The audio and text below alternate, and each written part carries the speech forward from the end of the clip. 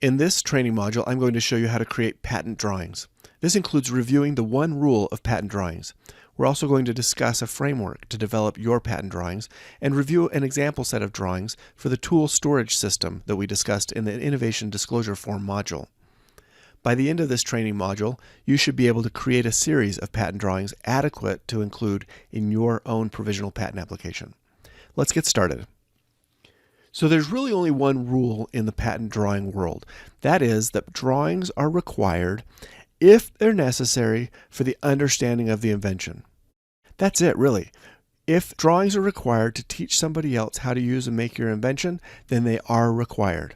If they're not necessary for someone to understand how your invention works, then they're not required. Now, when you get to the non-provisional stage of patents, you'll find that there are actually a lot more rules on the formalities of your drawings, page margins, line widths, font heights, lots of different things like that. However, at this stage for provisional patent applications, you really only have to know that you need to include drawings if they're necessary for someone else to make and use your invention. In many physical and tangible inventions, you'll probably want to include drawings so that you can show what those pieces and parts look like, how they connect with one another, how they function, how a user might use them. Those are all very helpful in describing how your invention is used. If you're making a new chemical composition, you might find that everything you need to describe your invention can be put into text, and therefore you don't need additional drawings. That's the one case where I often don't see drawings at all, is in chemical compositions. As for every other type of invention, you will almost always find a few drawings at least in the provisional patent application. So before we get into the framework that I want to show you for creating your own drawings, I want to show you some examples of actual patents that have been examined and issued with drawings that may or may not seem to you as very good drawings. This is totally fine. Other than the formality drawings that require some clarity in the drawings so that they're legible and can be read by other people, there are no other requirements than simply that the drawings themselves have to be included if they're necessary to show the invention. In this case, we have a method for concealing partial baldness. This drawing just simply shows that there's a person who's partially bald. They comb their hair a certain way. They put their hand under their hair to get it, I guess, to sit where it's supposed to go or to give it some volume. I don't know. And in the end, the hair is combed across the bald spot so that apparently somebody appears to not be bald anymore. Fortunately, I don't have this issue, so I can't relate to it a whole lot. But in the patent world, this is simply an example of the very simplified drawings that someone has put together to show the method. Nothing more is required. That's it.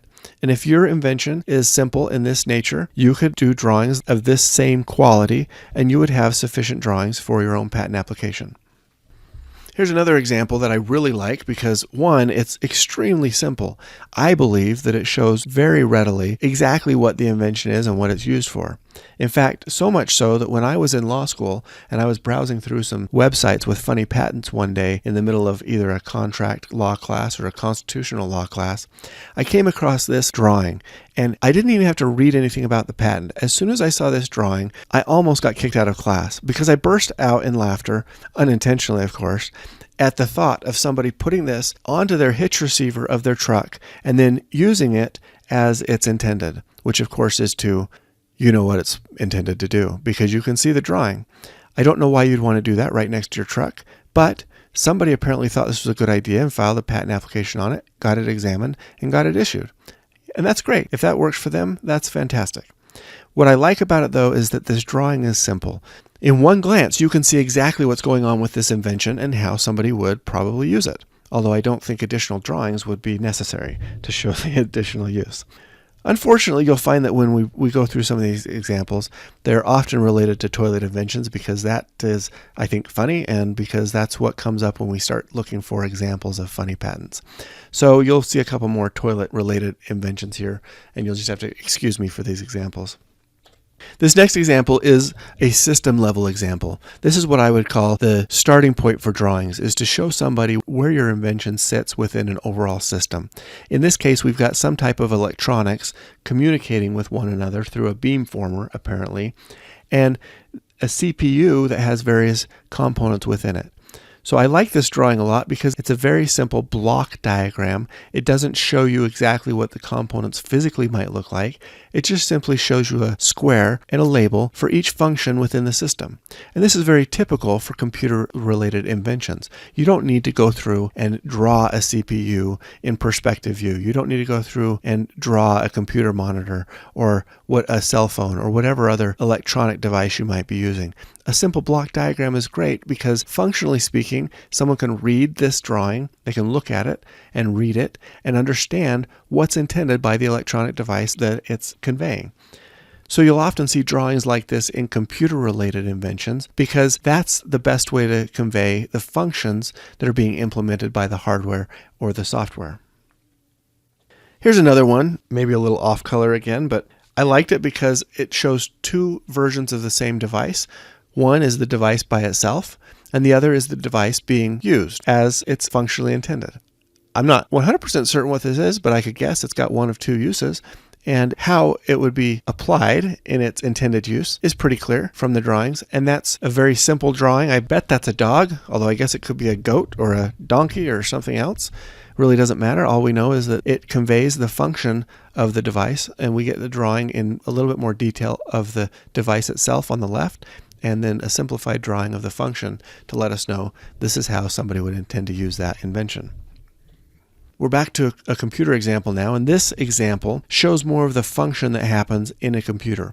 Different from the schematic block diagram that we looked at before, this one really shows how the communications might proceed between components or between software modules within a device. And so you can see that the functions start up top, start SSL directive, then the client hello TCP segment, then that client hello handshake record goes off to another component or software module, and you can see the back and forth communications. I like this because it's actually multi-party communications. It shows what those communications are, and it shows the sequence in which those communications are intended to happen. You might find that this is a good type of drawing for your invention if you've got multiple things happening in a certain order, or you might just use a standard flowchart diagram. You also might use other types of diagrams to show the function of your device. Things like waveform diagrams are very useful in some inventions. Or you might find that it's helpful to put in charts of different things. It will really depend on what your invention is, and so I don't want to tell you what types of drawings you have to include, but rather give you a list of examples of things that you should consider so that you can choose, using your own best judgment, which drawings are most necessary to show your invention and which drawings might be helpful to convey your invention to somebody else. Back onto our prior theme, this is a drawing that I like only because it's simple and it shows different alternatives to a primary embodiment. In this patent from the late 1800s, when toilet paper perhaps might have been new, at least rolled toilet paper and pre-cut squares might have been new, this patent showed 6 different drawings of ways that the toilet paper roll could be cut or perforated and used. I suppose the invention at this time probably was the way to perforate and cut a rolled toilet paper, in which case the different ways to align that cut are simply alternatives to the real invention, and they all fall within one broad category of rolled and pre-cut toilet paper. It's worthwhile to include a couple alternatives in your drawings because that will help you think through what a competitor might be trying to do to get around your invention. And you can give some breadth to your invention in case you need to in the future stop a competitor from copying or getting around your invention, or perhaps in case you need to have a fallback position when it comes time to examine your invention and you find out that your primary embodiments were actually already invented by somebody else and are not patentable. Then you can rely on an alternative embodiment that perhaps might be patentable over the prior art. Okay, let's move on to the patent drawing framework that I use for my patent drawings. This is what I would suggest that you use, and you'll see that it actually follows the same examples that we just discussed. First, you start out at the system level of your invention. The system level, in my mind, refers to where your invention sits among other components or parts that convey how the invention might be used by a user. This could very well be a block diagram like we saw before. If your invention is an invention in a vehicle, it might be a picture of a vehicle with a marking on it to indicate where your invention sits. If it's part of a computer, it might be the computer itself, or it might be the computer within a network. If it's part of an architectural building component, you might show a picture of the building itself with an indication of the component location within the building. There are really a lot of ways to do this, but the idea is to simply give some context to the reader as to where your invention sits, what type of system it operates in, and how it might be used within that system. You don't need to go into great detail at this point because we're going to do that in the later drawings, but for now you want to let them know this invention sits within a specific type of system. Some patents you might read, you'll see, are so hyper-focused on the invention that they will dive right into the device or component or functionality level of the invention without ever describing what type of system this invention would be used in. That's probably fine from a patent standpoint, but what you should keep in mind is that the people who are going to read your patent in the future are mostly non-technical people. Now, your patent attorney, the patent examiner, they're technically minded people. They're going to understand your invention when you explain it to them. They probably don't need to know what type of system it operates in. However, if anybody else in the future ever has to read your patent, it's because there's a dispute going on. And the people who are going to judge that dispute are not technically inclined people for the most part. They're smart, but they're just not technical people in the same field of invention that you're working in. And so for them to understand it, you want to give them a broader perspective as to how your invention sits within a larger system. It's extremely useful, and it's quick and easy to do if you remember to do it at this stage. After that, you can talk about and show the device level. The device might be the overall structure of what you've invented, and you don't need to put in the entire detail of the device, only the parts that are novel and new that you're working on. I was working with another inventor earlier in a workshop on his invention that was the combination of different pieces of fitness equipment. He was stuck in his drawings though, because he was trying to show his device as the culmination of all of the mechanical drawings for all the different parts and pieces from all the different equipment that he might rely on to create his device.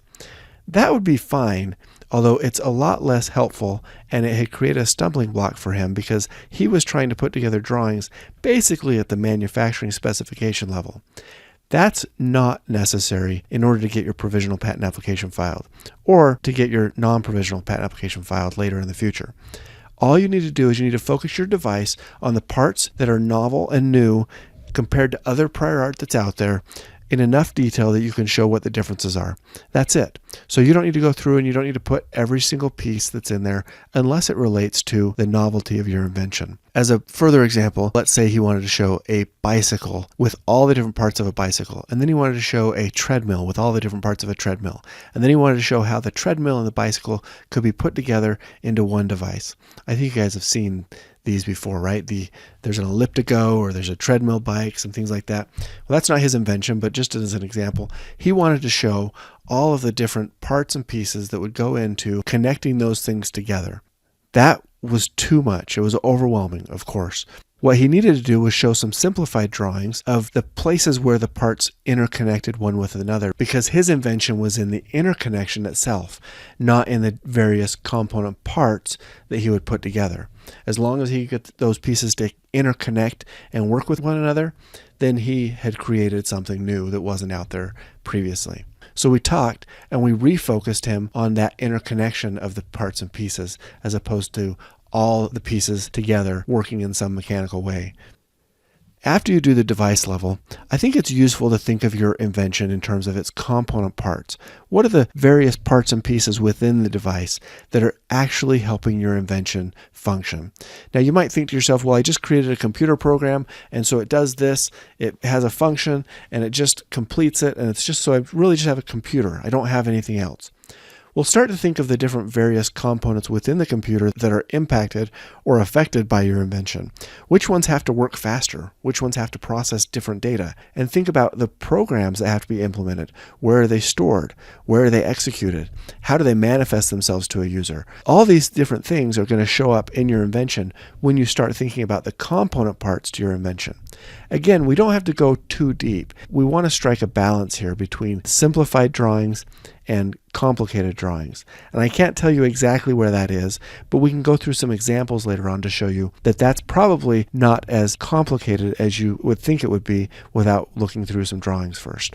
After you've shown the system, the device, and the component parts that are important to your invention, we then can shift from the tangible implementation of your invention over to the functional implementation of your invention.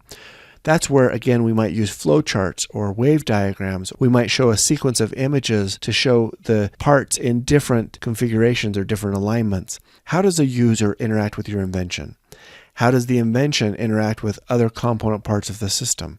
And really stepping through what those functions are, where they happen, what order they happen in, and what the impact is, perhaps, on other component parts around a specific component. That's what we need to do with the functional part of the drawings. Once we've done the functional part of the drawings, along with all the tangible physical parts of the drawings and the system, device, and components, then it's time to put in some alternative embodiments. That really just means, what are some variations that you might make on your invention that would still achieve the goal that you're trying to achieve, but might use different parts, pieces, different chronology of steps, different functions, but still aimed at the primary purpose of your invention.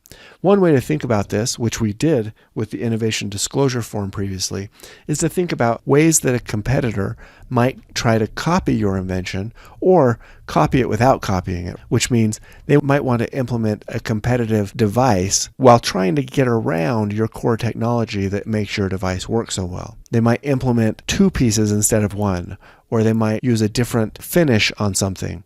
Really, what are the different embodiments? Like the toilet paper roll embodiment, does it matter really how that's cut? Could you cut it at greater lengths? Could you cut it at different angles? Could you perforate it instead of cut it? All those different things could come into play when we start talking about alternative embodiments to your primary embodiment of your invention.